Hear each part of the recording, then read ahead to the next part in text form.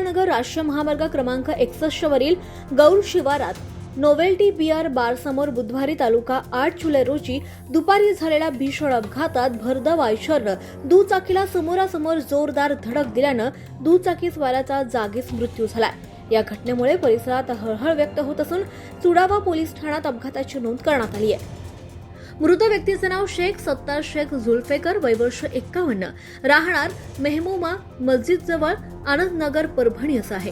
चुडावा पोलिसांनी दिलेल्या माहितीनुसार शेख सत्तार हे बुधवारी दुपारी 12 वाजण्याच्या दरम्यान आपल्या MH22 AJ 0516 या क्रमांकाच्या दुचाकीवरून पूर्णा येथून चुडावाच्या दिशेने जात होते।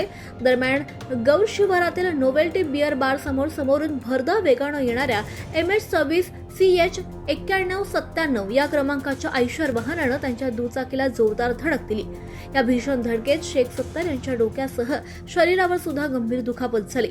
मोठ्या प्रमाणात रक्तस्राव झाल्याने त्यांचा घटनास्थळीच मृत्यू झाला।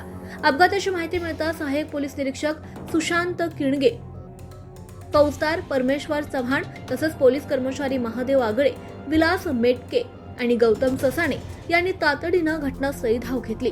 पोलिसांनी अपघातग्रस्त वाहन ताब्यात घेऊन पंचनामा केलाय।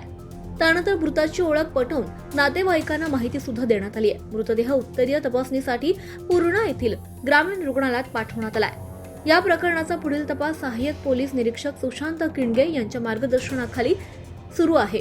अपघाताची नोंद चुडावा पोलीस ठाण्यात करण्यात आली आहे। महाराष्ट्र टुडे मराठीसाठी ब्युरो रिपोर्ट सुशील गायकवाड, पूर्णा, परभणी।